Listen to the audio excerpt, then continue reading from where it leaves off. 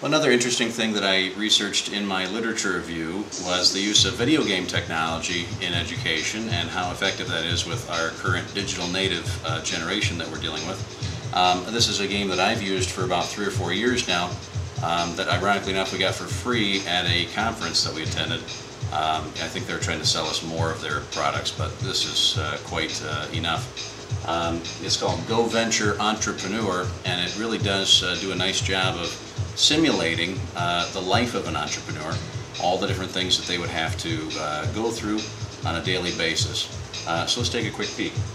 You can start from scratch. They'll take you right through the entire process of starting a business. I like to start the kids on a quick start because we don't have as much time necessarily. There's multiple scenarios you can go through. There's sporting goods, there's clothing stores, and there's restaurants in increasing difficulty level there. Sporting goods is the easiest, then clothing is a little bit harder, and restaurant you have to keep track of all the different ingredients, which is extremely hard. So we'll just do a sporting goods store. You can see there's different scenarios even within the same type of store. They offer you different scenarios about where you're located, are you incorporated, those sorts of things as well. So we'll just we'll start one here. And it runs you through, a little bit about yourself. It asks you things like, do you prefer to think for yourself and make your own decisions? And you can click on it and say, well, I agree. I often choose to do things differently than others. And they run you through all the different things that you'd have to analyze about yourself and do some self-introspection when starting a business to see if that's right for you. They also go through and give you a realistic guide of how much things cost, which is also very handy as well. To give the kids an idea of how much things cost in life and how hard it is sometimes to get those things. And they run through intangible things as well. Do you want to challenge yourself, be a leader, become famous, determine your own financial future? They really do a very decent job of running you through the different mindsets that you have to go through to become an entrepreneur. And then it asks you, how much time do you realistically expect to be spending working, sleeping each night, personal time each day, and how much time do you expect to travel? Again, very realistic to our situations that we've encountered, I'm sure, in our lives. And it talks about your personal status and, how much money do you have in cash, how much do you owe, your liabilities, your assets that you have in total. Very realistic. And the game itself.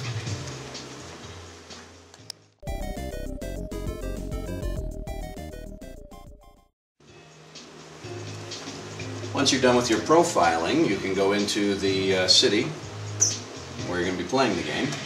And they have different things like a bank, a radio station, different advertising media, and your store, which is surprisingly looks like a Pizza Hut. Inside you have your list of items that you are selling, how much you're selling them for, which you can of course change. They tell you what your profit is on that item. I'm spending $30 on it. Well, then they start the kids off quickly realizing that they're losing $1.50 on this each time that they sell one, so they expect you to up the price some to make a profit. Some of these things are set high, some of them are set low, so it really gets the kids into the different realistic situations they'd have to face as a shopkeeper determining prices.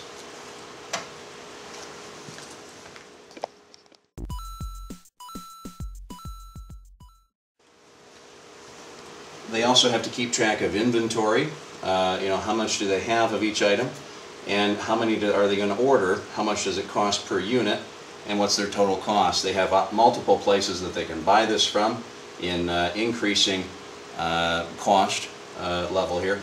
Global Wholesale is the cheapest, Mason's is next, and Johnson & Van is the most expensive. They then, of course, have to go in and phone their order in. They have to pick up the phone, just like we do, call the place in. Sometimes it's busy, sometimes you get prank calls, and you have to place an order. Hi. We're not going to for now, but another interesting thing, you have a fax machine that you have to check once in a while to make sure you're not behind in anything. You have a checkbook to pay your expenses, a calculator to keep track of things, a date book, your laptop, which keeps track of all your score and associated statistics, and it also has an employee folder on the desk.